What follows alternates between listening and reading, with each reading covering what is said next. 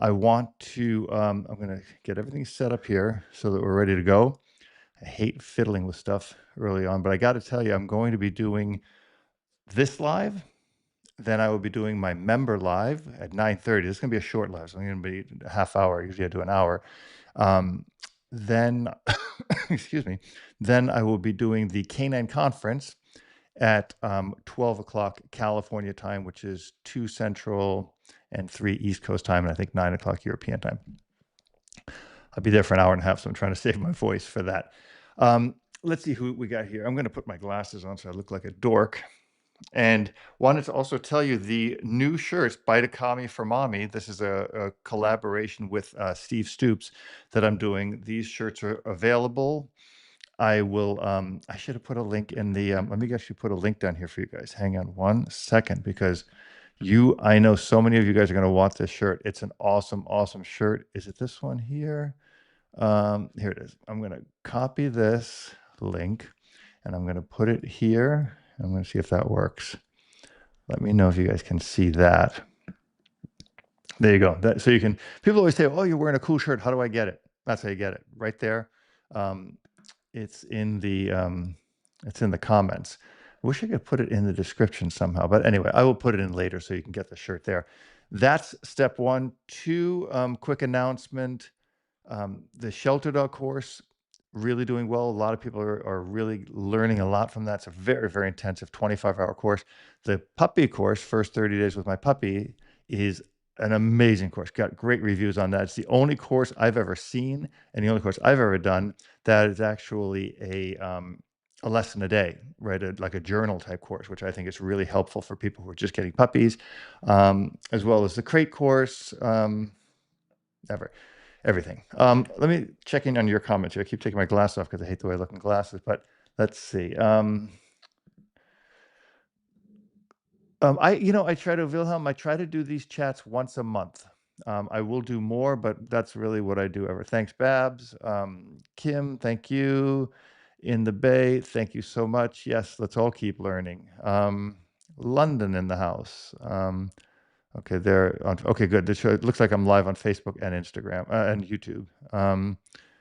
Columbia, Missouri, great, middle of the country, beautiful place. The shirt is good. It's very, very cool. And like I said, you can get your own. Manila, Texas, and thanks, Jesta, I think it is Gesta. So let's talk about this real quick because I want to kind of get to questions as well. I'm going to kind of keep my monologue a little bit short so I can get to your questions because that's really, really important.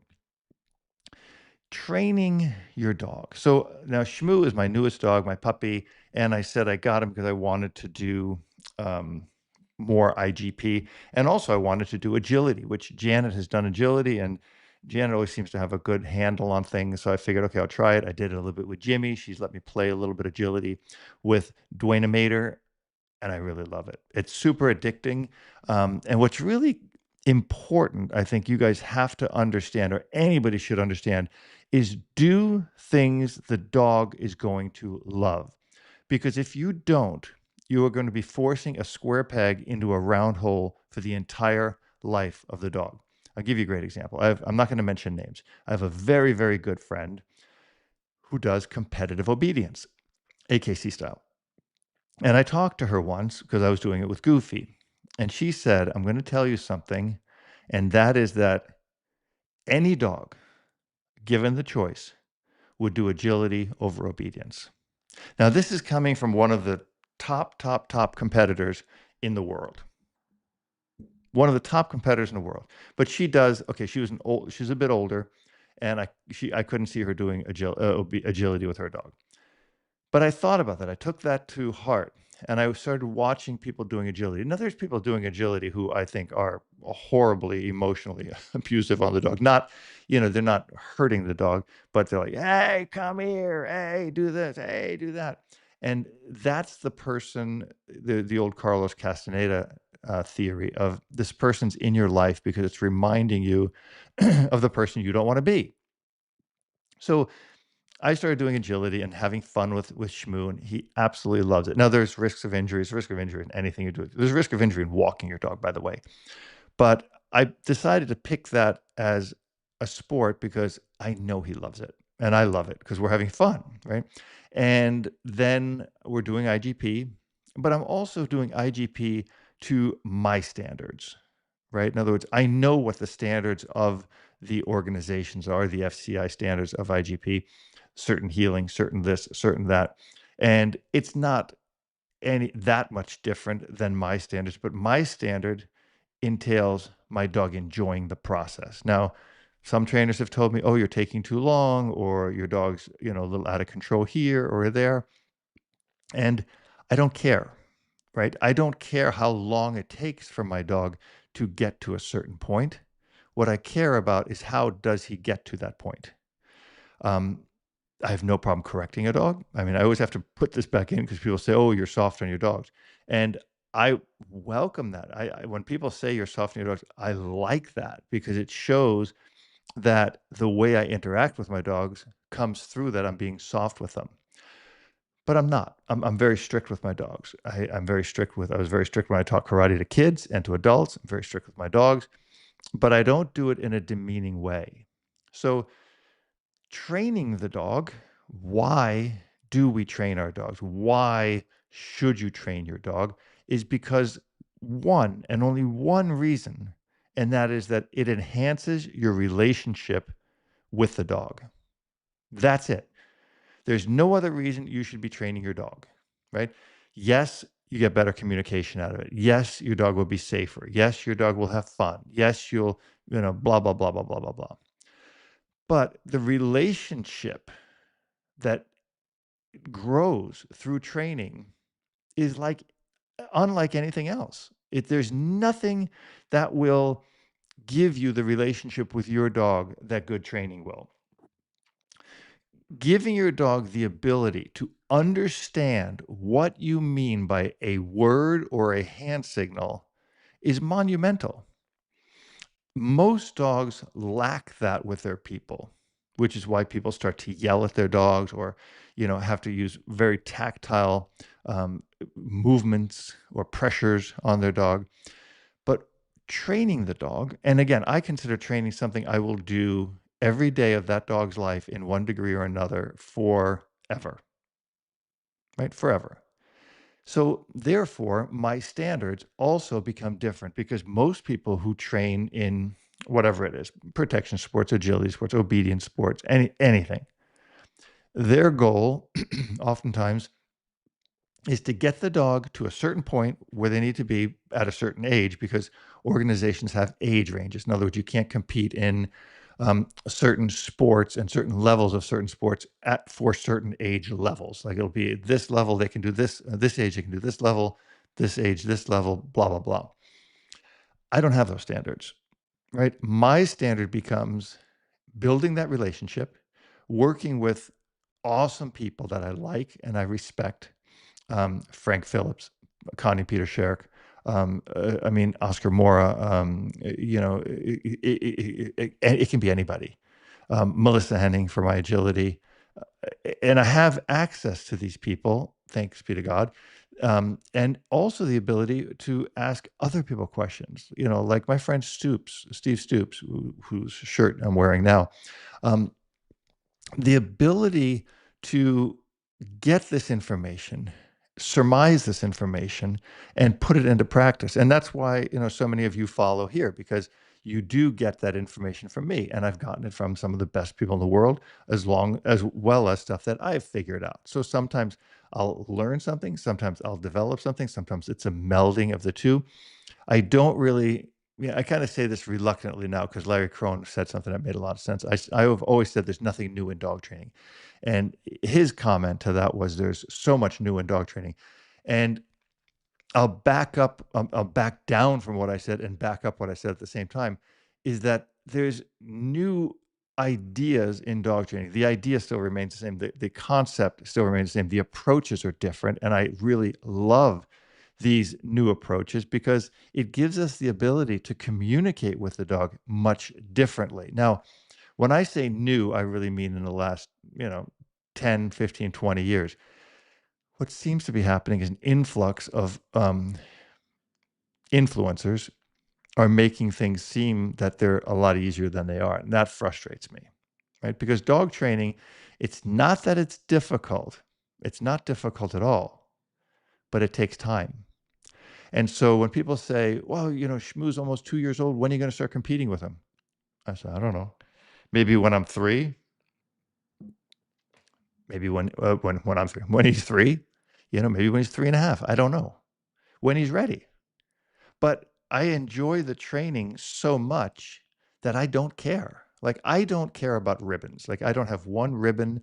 I have thrown away every award I've ever gotten, with the exception of you can't really see it, it's blurry, but my IACP International Hall of Fame. It's the one I'm the most proud of. I love, love, love that award because it's a recognition by an organization I really believe in, and it's the only. Well, all the other awards, I threw them away. People say, "Well, everything you had burnt down in your house," and that's true. I didn't have any of them. I don't keep anything, and now I don't choose to replace anything. So, um, train your dog because it creates a relationship with you and your dog that cannot be matched, no matter what you do. Right? Um, it should be through playing. It should be through engagement. It should be through a fair relationship. But most importantly, it should be fair, and it should be fun for your dog. So that, in 15 minutes, kind of surmises my entire theory of training dogs. Why do we train them, and why do we do it every day? Because it's like talking to your husband or wife every single day. It's checking in on them every single day. And it's what makes dogs really bond well with us. And I think that's really the most important thing. So I do want to take your questions because that's very, very important to me, that I am able to give you answers to your questions, because that's why you're here. Some of you are not members of my online training. And if you're not, I still want to make sure you get information. Um, let's see here. Appreciate all your very nice comments. It's very, very kind of you.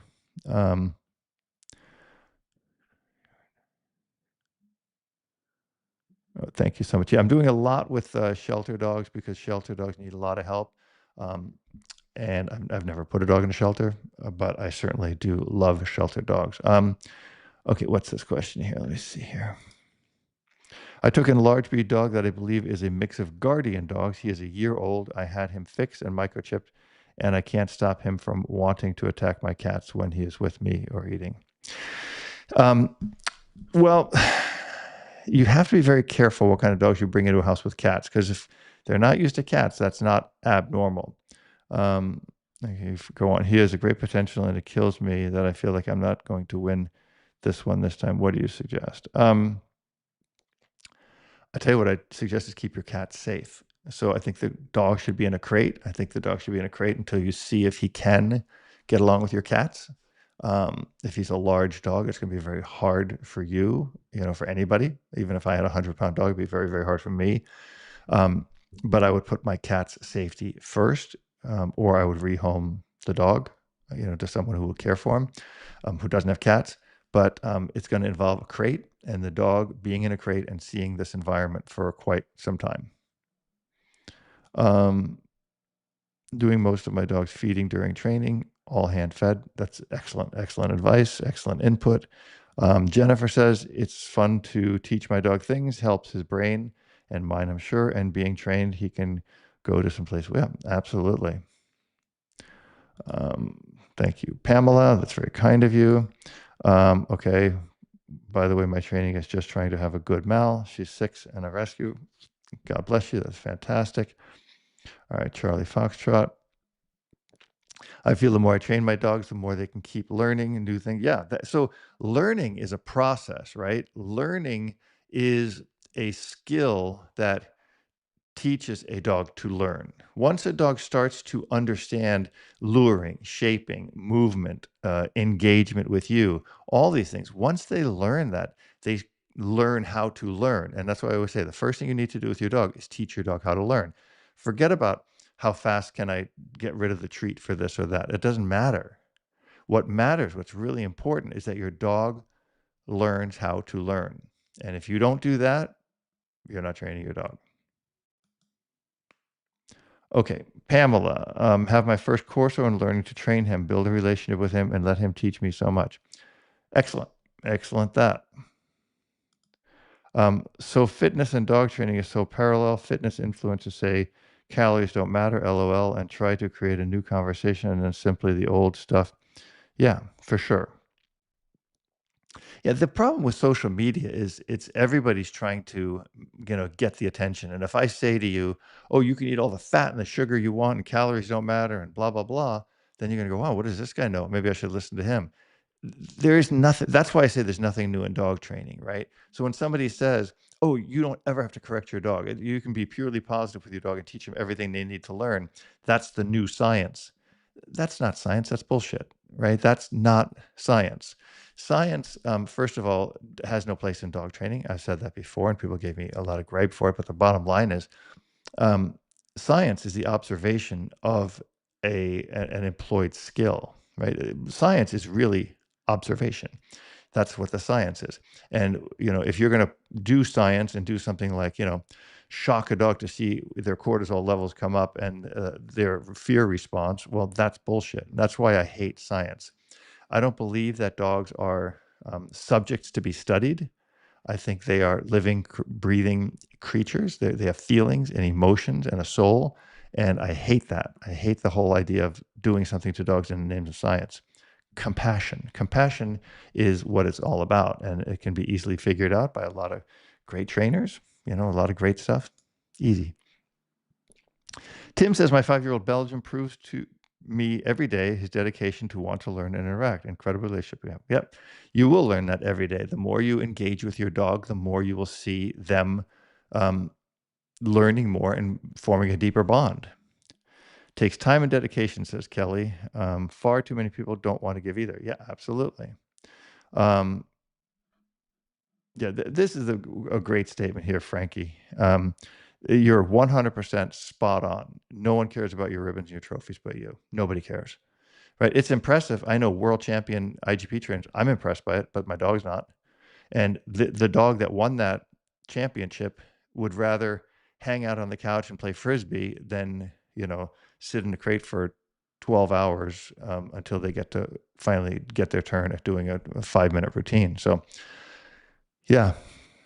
And I hate to say that, but such a huge component of um, competing with dogs to me is not fun because I'm there at the trial, and I've done this, right? I've done this with Goofy a lot. We would get to the trial, and I'd take him out, potty him. I would check in. I'd wait. Oh, okay, my turn's in 2 hours. Okay, so I'd sit there and talk to my friends. All the while, my dog's in a crate in the car, not having any engagement. The good thing with agility is you can do numerous things. You can have them out numerous times, and they're actually having a blast when they come out. But still, I really choose to like right now, Shmoo's right there on the floor next to me. Like he's not locked away from me. He's with me. And that's why I got a dog, because I want a dog to be with me. I don't want a dog to be in a closet until I take it out. It's like, it's like having a gun. You take the gun out, you polish it, you take it, you shoot it, you take it, you clean it, you put it back in the drawer. It's not as much fun as I think a dog deserves. Okay, here's a question finally. What's the length of time one should train the dog in order to be effective? So this is going to be not a long time. I tend to overtrain because and my dog can handle it. But most people, if you overtrain, you ruin the dog. Training, I always say, should be 10 minutes twice a day. Your dog will learn the most that way. 10, maybe 15 minutes. If you can do 3 times a day, great. But you should not go on for a half hour of doing stuff over and over again. Dogs have a very short attention span. Sometimes even 10 minutes is too much. Okay, Wilhelm, I don't know that's the only question I see from you. So the other question you did not come through. Jeffrey, good to see you. Um, nice to see you. Yeah, yes, we had a really nice chat at the conference, and I follow you and I see your stuff online now. Jeffrey's a dog trainer in Singapore. Baymax, fitness and dog training is so parallel. Same. Okay, I think we already talked about that. Thank you. Appreciate being appreciated. Kim says, I brought a 4.5-year-old Mal from South Texas, had been dumped in a shelter for over a year, very laid back, zero drive, but I didn't feel so was getting through to her. Seems she's Hispanic. I have no idea what that means. No idea what that means. My 3-year-old dog is starting to rebel. Is this akin to? Yes, 100%. From 18 to 36 months, your dog's going to rebel, is not going to listen, is going to do stuff like that. And it's up to you to win the dog over through constant, what's the word I'm looking for? Through determination, through perseverance, not through muscles. Sometimes you might have to muscle the dog through something, but be consistent. Consistency is the key. That's the word I was looking for. Um, Brian says, why are you training IGP and not PSA or French ring? I like IGP better. It's a personal preference. I'm not a big fan of the other sports as much, mainly because I haven't done them probably, and I wasn't exposed to them early on. And I have a lot of friends who do IGP. I think French ring is probably very, very good. Furthermore, I also got a dog that's bred for IGP and not PSA or French ring. But kudos to you for if you're doing French ring. It's awesome. Okay, I had my courses since he was 8 weeks old. He's 9 months. We still hand feed. He loves it. Well, I don't hand feed that long, but if you're doing some hand feeding for that, I think it's fine. Can you give a concrete example of teaching your dog to learn to learn? Teaching your dog to learn. What should the owner do? It's just that. It's just engaging the dog, getting the dog to push you. Okay, like you're holding the treat and you tell him down, then you hold the treat and you wait. He lies down on his own. He's learning. He's communicating with you. He's starting to read your mind, right? He's starting to say to you, "Hey, what do you want me to do?" When the dog pushes you to ask, "What do you want me to do?" He's engaging you. He's saying, "We have a connection." And when you have that connection, that's the key to learning. Okay, Bobby, I'm going to make this a little bit bigger because this seems to be really small. Thank you for helping these dogs. We rescue and we just try to make their life better than what they came from. We don't try to change them. We work with their strengths they have. If they don't like hugs, then we don't hug them. And that's exactly what you should do, right? But at some point, there has to be boundaries. So people who rescue dogs oftentimes make the mistake of continuing the cycle of rescue. So they say, oh, the dog was abused. Oh, the dog this. Oh, we can't do this. Oh, the dog can't do that. The minute the dog walks out of that shelter, that rescue, that humane society, that SPCA, whatever, he's no longer a rescue dog. He's your dog. And that's imperative, that if you want to give the dog the tools to survive and the tools to thrive, which is what I always believe in, stop letting this dog believe that he had a bad past. He did not have a bad past. He has a good current and a good future. He has a good now.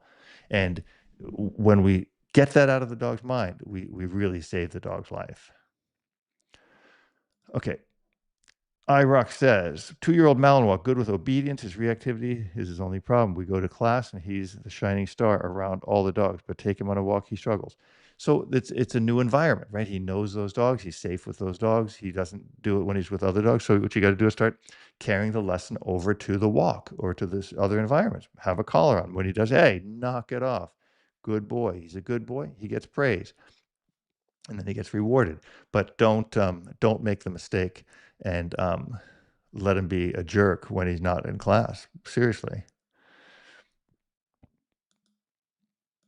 Thank you, Craig. So we got a couple minutes left. See if there's any other questions.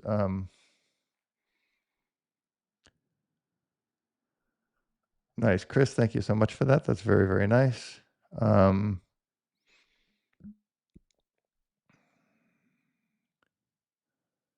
trying to find a question. Here's one question, Frankie.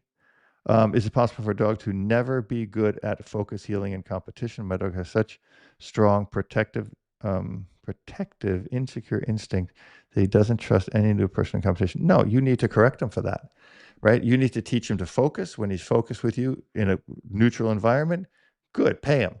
Get some people at a distance, start making some noise. Boom, boom, boom. Hey, hey, hey. If he looks away, correction. Gets back to you, pay, pay, pay.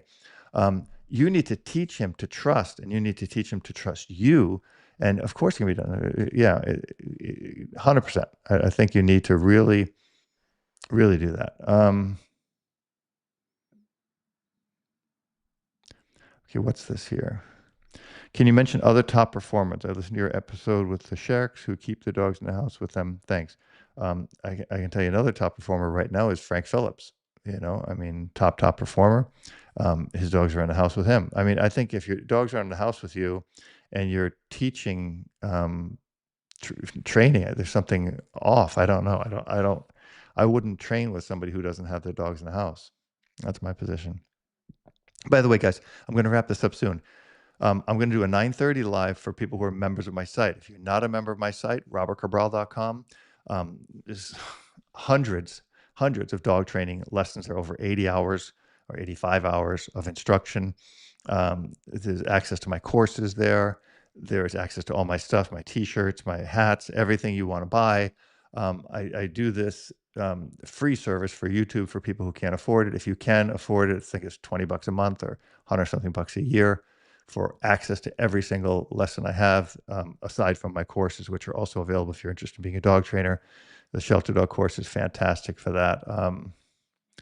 Oh, look at here's nice to see you, the Little Dog Big World. Thank you so much, and thank you for all you do. This is a good account to follow. She does amazing work in with little dogs, which are often overlooked. So thank you for popping in here and saying hello. I trail in agility. Thing I love is finding ways to make my dogs want to do one because I cannot force. Yeah, in agility, you can't force the dog to do it, right? I guess you could. You could e-collar the dog till he goes over the jump, but it would never work for 20 obstacles. So the thing I'm loving about agility is it's just not something I've ever understood, how to motivate the dog to do all these different things. And I've learned more from my time in agility about motivating dogs and being consistent with the dog. Although there are corrections, right? It's not the same kind of corrections that we're used to in IGP and obedience. Love, love, love agility. Let's see if there's anybody else here I need to pop in really quick. No, that's it. Guys, that's 9:30. It was the shortest live I've ever done. I hope you enjoyed it. The viewership has been lower, but I think that's just because there's so many other people that we lost, people here who are not as serious about it. And there's a lot of flashy Instagram accounts out there that you can watch. And I hope those people enjoy them. We will keep doing here what helps dogs, and that is to be real, to be focused on the best interest of the dog, and to keep on keeping on. So thanks for joining me, guys. I'm going to run over to my member live now. If you're a member, head over. See you there.